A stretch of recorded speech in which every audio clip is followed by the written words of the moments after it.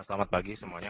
Oke, saya menggantikan Padi Apiono yang sedang sakit.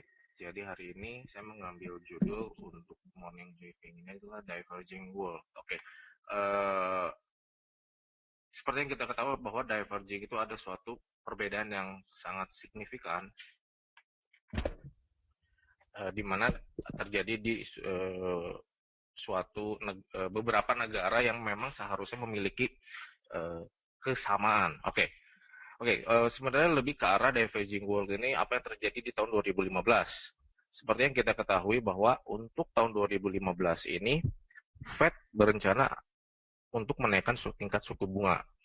Eh, Tindakan dari Fed sendiri akan kemungkinan besar diikuti oleh Bank of England untuk menaikkan tingkat suku bunga.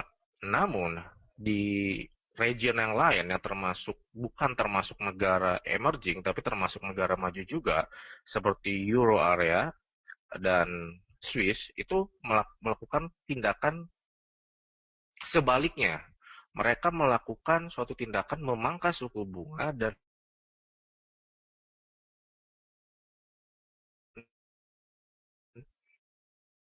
bersiap untuk seperti yang kita lihat bahwa untuk Amerika saat ini Fed suku bunganya berada di kisaran 0,25% dan BOE 0,5%. Untuk tahun 2015 ini, dua bank sentral ini berencana untuk meningkatkan tingkat suku bunga. Salah satu pendukung mereka untuk menaikkan tingkat suku bunga adalah mereka melihat bahwa salah satu indikator growth, baik pertumbuhan GDP maupun tingkat inflasi di kedua area tersebut memiliki lebih ke arah cenderung ke arah positif, sehingga mereka sudah saatnya memutuskan untuk menaikkan suku bunga.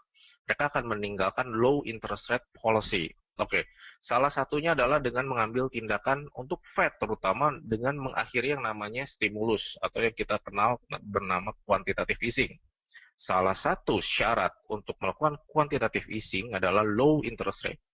Nah, ketika mereka mengakhiri quantitative easing ini, banyak para analis melihat bahwa low interest rate policy yang selama ini dipegang atau diambil oleh Fed itu akan mulai ditinggalkan.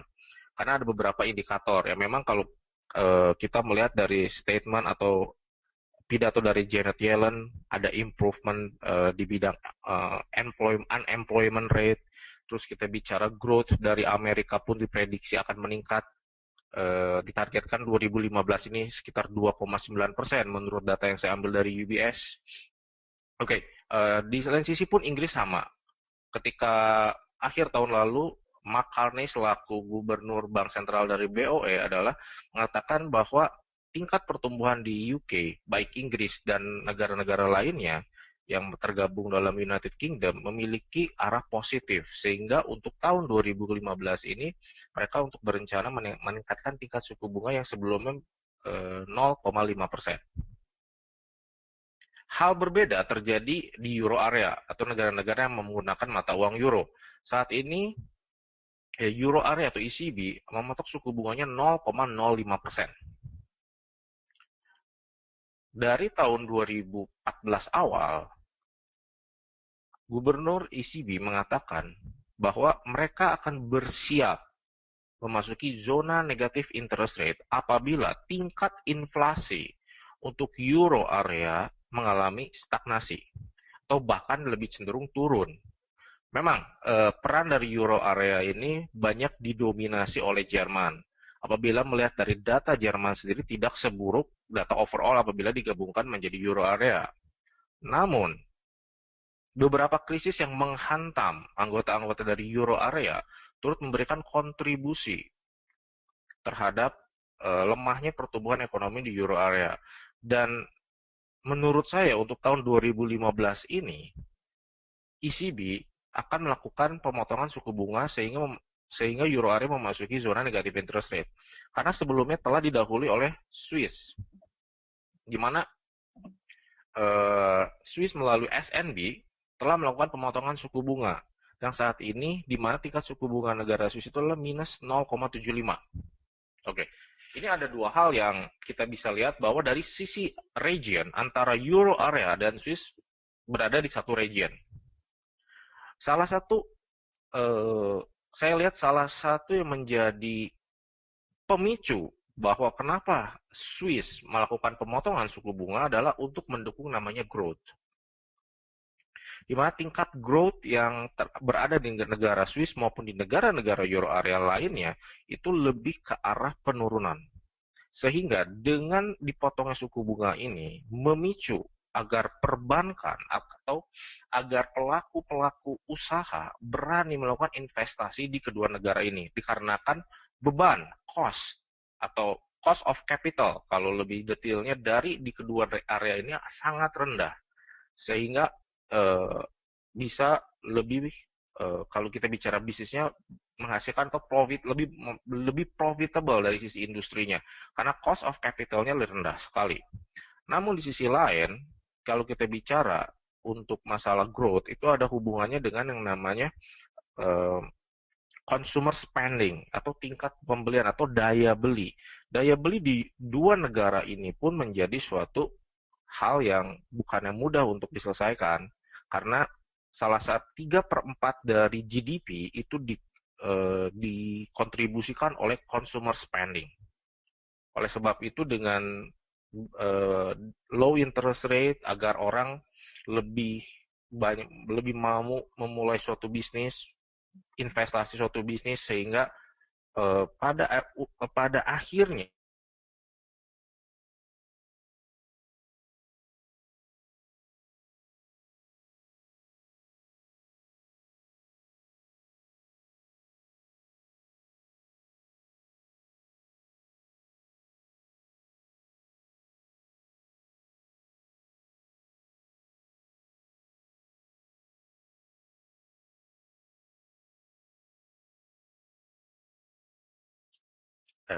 area yang tadi saya bicarakan. Makanya saya bicara mengenai diverging world yang kita bicara dua zona yang kita bahas mengenai Amerika dan UK itu akan menaikkan suku bunga, tapi di lain pihak Euro area dan Swiss malah melakukan tindakan pemotongan suku bunga. Oke, kemarin malam ada berita terbaru adalah Denmark melakukan pemotongan suku bunga dan memasuki zona negatif interest rate juga. Berarti memang ada problem growth di Euro area atau saya bicara mungkin secara lebih luasnya adalah Eropa daratan. Karena kita bicara Eropa daratan itu terdiri dari Denmark, Finland, ada yang termasuk Euro area dan non-Euro area. Inggris termasuk Eropa, cuman tidak tergabung dalam Eropa daratan kalau kita bicara bahasa sederhananya. Oke, berikutnya adalah mungkin lebih ke arah negatif interest rate. Kenapa? Tadi saya sudah ceritakan bahwa dengan negatif interest rate ini sebenarnya apakah kalau saya menaruh uang di bank yang berada di, let's say kita bicara di Swiss, apakah saya akan dikenakan biaya?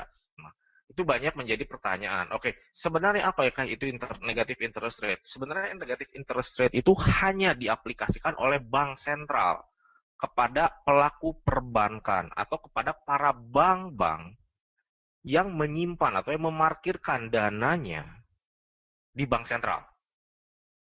Sehingga bank tersebut lebih agresif dalam menyalurkan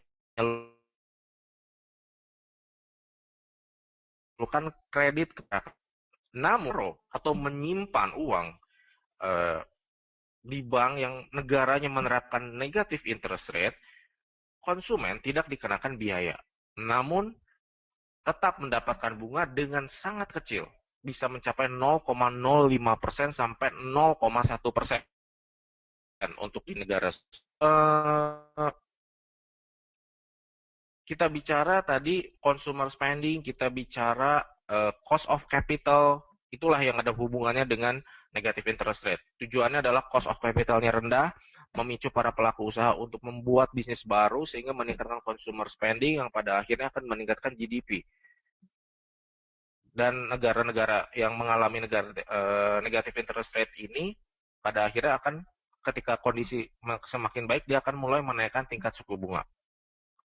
Oke, tujuannya ya Jadi setelah kita bicarakan adalah growth. Growth itu salah satunya diindikasikan dengan adanya inflasi. Nah, kata-kata inflasi ini memang menjadi suatu hal yang menakutkan untuk beberapa negara, tapi di negara lain itu sangat diinginkan inflasi itu.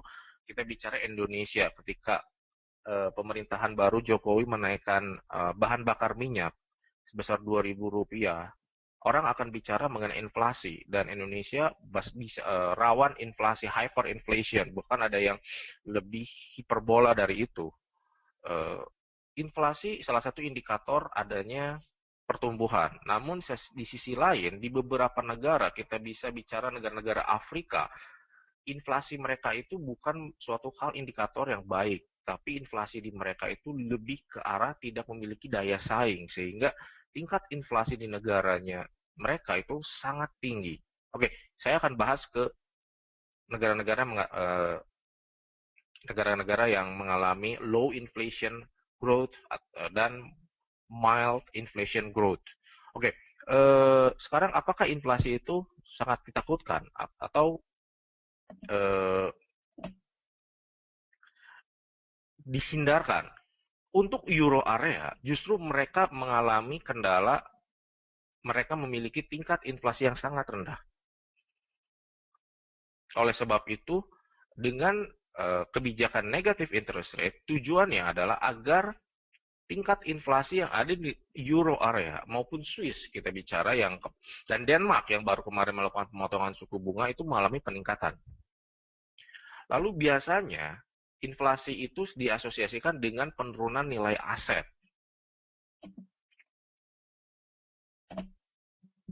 Oke, pada dasarnya inflasi itu tidak membuat aset Anda tidak bernilai. Namun, inflasi menjadi salah satu pendukung bahwa nilai aset Anda mengalami kenaikan. Itu inflasi sebenarnya. Jadi, kita akan bicara bahwa inflasi itu bukan suatu hal yang ditakutkan, tapi salah satu indikator bahwa apabila Anda memiliki aset-aset nilainya bertambah di kemudian hari, bahwa terjadi growth, bahwa itu adalah inflasi terjadi. Oke, sekarang kita bicara aset. Kita bicara tadi aset, apakah itu aset? Oke, secara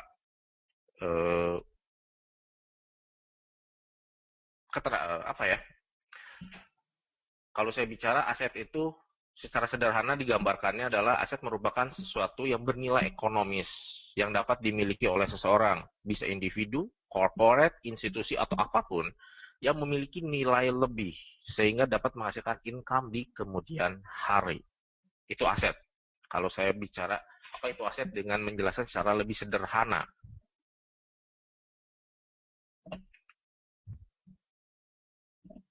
Oke, berikutnya kalau kita bicara kategori aset banyak, ada current asset, long term asset, intangible seperti patent, copyright. Kalau current asset uang tunai atau bentuk lainnya, long term asset, property, mesin, pabrik dan hal-hal lainnya.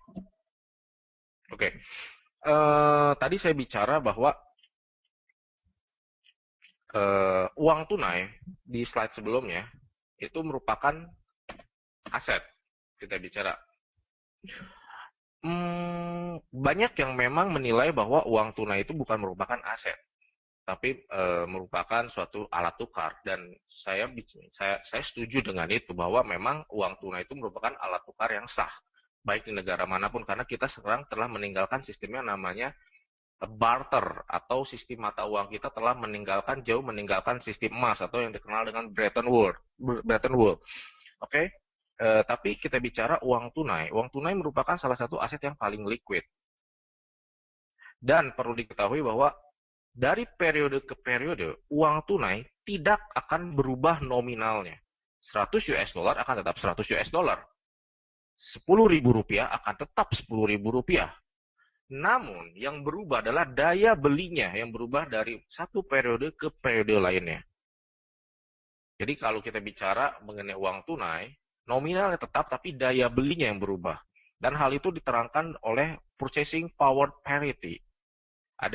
Kalau kita bicara mengenai teori purchasing power parity atau PPP, itu menjelaskan bahwa nilai satu mata uang Ada dua teori absolut dan relatif. Kalau absolut artinya $1 itu memiliki daya beli yang sama di seluruh penjuru dunia. Itu yang absolut, yang memang udah tidak berlaku lagi saat ini. Tetapi yang berlaku saat ini adalah purchasing power parity yang relatif. Artinya, daya beli suatu negara itu dipengaruhi oleh tingkat mata uangnya di negara tersebut. Nah, tingkat mata uang negara tersebut itu dipengaruhi oleh tingkat inflasi yang terjadi. Jadi, memang akan lebih sangat complicated, namun hal ini yang berlaku saat ini. Oke, kita bicara mengenai uang tunai yang tadi. Mungkin karena saya banyak membaca-baca di beberapa literatur mengenai uang tunai ini. Pro dan kontra. Satu sisi saya bicara memang inflasi itu akan menurunkan daya belinya, tapi di sisi lain uang tunai atau cash merupakan salah satu, kalau saya bicara bentuk finansial yang paling liquid. Anda tidak akan mungkin membeli properti, rumah atau pabrik dengan menyerahkan surat berharga tanpa divaluasi. Dan surat berharga itu akan divaluasi dalam bentuk tunai.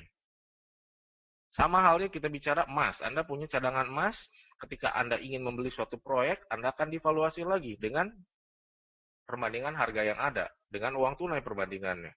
Oke, jadi kalau saya melihat dari sisi saya adalah bahwa uang tunai merupakan adalah current asset. Oke, dan memang kita bicara inflasi itu yang akan membunuh daya belinya. Oke, mungkin lebih ke arah sana. Oke, berikutnya adalah saya bicara mengenai teknologi. Apa yang terjadi? Kenapa saya bicara diverging world? Karena teknologi saat ini yang memisahkan antara suatu negara akan berhasil atau tidak berhasil, atau negara tersebut akan mengalami pertumbuhan yang positif atau negatif. Oke, saya akan menyoroti teknologi yang memang ditemukan saat ini adalah mengenai shale oil. Oke, shale oil banyak mengatakan bahwa the next energy revolution. Kenapa? Karena untuk shale oil ini sebenarnya bukan hal yang baru di dunia perminyakan. Shale oil ini pernah ditemukan ketika tahun 90-an setelah diketemukan.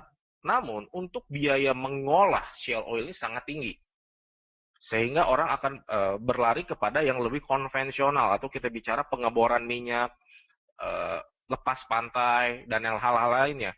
Namun seiring dengan waktu, cadangan minyak yang melakukan eksplorasi tersebut itu makin berkurang, sehingga perusahaan-perusahaan minyak harus melakukan eksplorasi lebih jauh lagi ke tengah laut, sehingga membutuhkan biaya yang sangat mahal. Biaya tersebut dibebankan kepada kita sebagai konsumen yang membutuhkan bahan bakar minyak, mulai dari bensin, mulai dari gas, atau hal-hal lainnya, aftur dan lain-lain, itu dibebankan pada konsumen.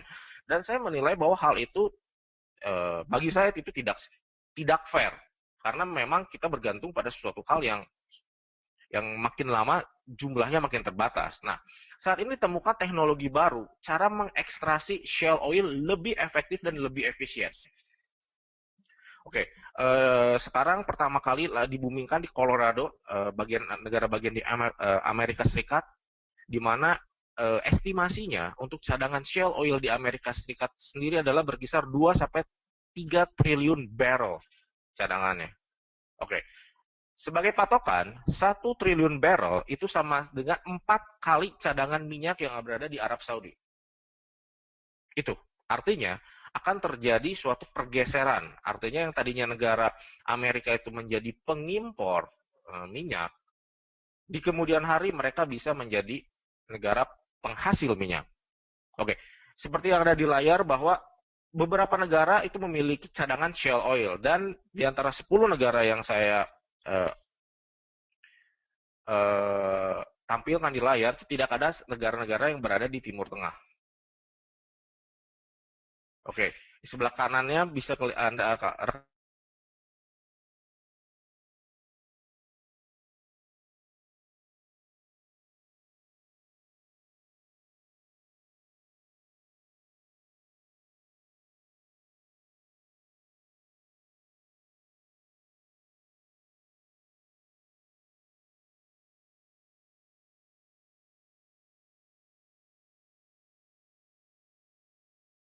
turunan harga minyak saat ini. Ya, kalau kita bicara adanya perang harga, tentunya negara-negara OPEC Timur Tengah yang dikomando oleh Arab Saudi, itu mereka akan tetap menginginkan harga-harga minyak itu naik karena itu sumber penghasilan dari negara mereka. Namun di sisi lain Amerika Serikat dan negara-negara lainnya itu memiliki teknologi baru cara mengekstrasi minyak lebih baru, lebih efisien, lebih murah. Oke, terjadi peperangan harga di mana memang dari negara-negara penghasil minyak ini tetap akan mempertahankan produksinya agar harga minyak akan turun, di mana pada akhirnya negara melakukan ekstraksi pada shale oil itu mengalami kerugian. Hal itu yang terjadi memang saat ini. Namun kita sebagai konsumen yang menggunakan harga menggunakan BBM atau saya bicara setiap harinya itu diuntungkan. Dan saya menilai bahwa dari data-data yang dari artikel-artikel yang saya baca dari UBS, Morgan Stanley dan JP Morgan mengatakan bahwa untuk harga minyak fairnya untuk tahun 2015 itu topnya adalah sekitar $70 per barrel, di mana bottomnya bisa melihat sampai $25 per barrel. Jadi antara top sama bottomnya sangat jauh memang. Kenapa? Karena masih terjadi peperangan atau kita bicara peperangan satu negara-negara yang bergantung pada shale oil, yang memiliki cadangan shale oil, di lain pihak negara-negara yang tidak memiliki cadangan shale oil. Oke, saya bicara untuk briefing hari ini adalah seperti itu, bahwa ada suatu perbedaan saat ini dua negara-negara yang menaikkan tingkat suku bunga, negara-negara yang memotong suku bunga sehingga low interest rate. Di lain pihak juga ada negara-negara yang memang bergantung pada minyak bumi secara tradisional. Saya bicara eksplorasi secara pada umumnya. Di belahan negara lainnya mereka mencoba melakukan ekstraksi minyak dengan cara yang berbeda lagi. Oke, tapi apa yang kita bisa simpulkan adalah bahwa akan terjadinya harga yang lebih fair dari sisi konsumen. Sama, naikkan suku bunga, turun suku bunga akan menjadi cost of capital yang lebih fair bagi para pelaku usaha. Jadi para pelaku usaha tidak perlu takut untuk mendirikan perusahaannya dengan cost of capital yang dari setiap tahun yang meningkat. Namun saat ini mereka bisa beralih sementara ke euro area atau ya negara-negara Eropa daratan yang menerapkan negative interest rate sehingga cost of capitalnya menjadi rendah dan mereka bisa melakukan re-export ke negara-negara lainnya. Minyak dalam hal yang sama juga. Kita mungkin 6 bulan yang lalu kita melihat bahwa minyak di angka $100 per barrel dan 6 bulan berikutnya kita melihat bahwa harga minyak telah berada di $50 per barrel saat ini dan memiliki kecenderungan mengalami penurunan. Oke, paling itu aja yang akan saya bahas untuk morning briefing hari ini, Pak Iksan. Mungkin untuk masalah emas, saya akan briefing, akan bahas, cuman karena keterbatasan waktu, saya rasa mungkin pada morning briefing berikutnya saya akan melihat bahwa apa yang terjadi pada emas ketika kondisi terjadi diverging gold seperti ini. Silakan Pak Iksan.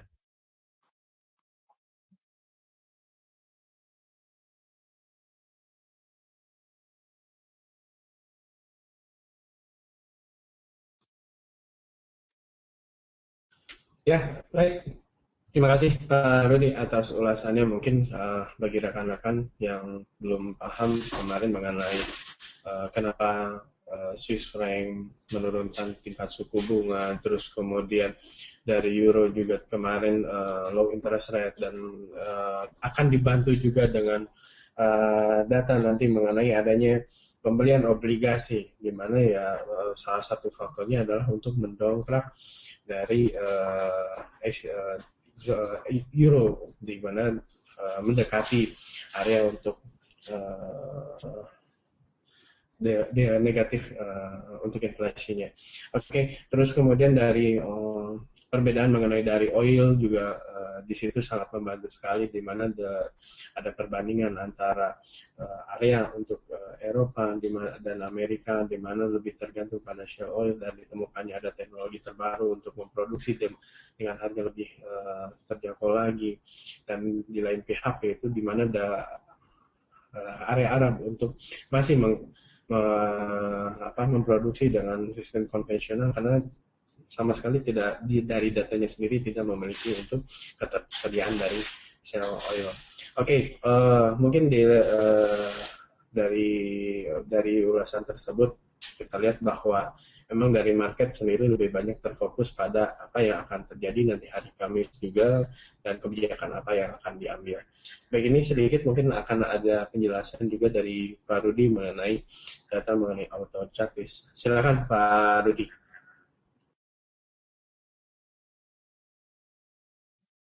Jadi rekan-rekan sekalian, seperti yang kita ketahui bahwa saat ini Monex memiliki satu fitur tambahan adalah auto chartis, di mana ini akan membantu nasabah-nasabah kita untuk memahami lebih detail mengenai technical analysis.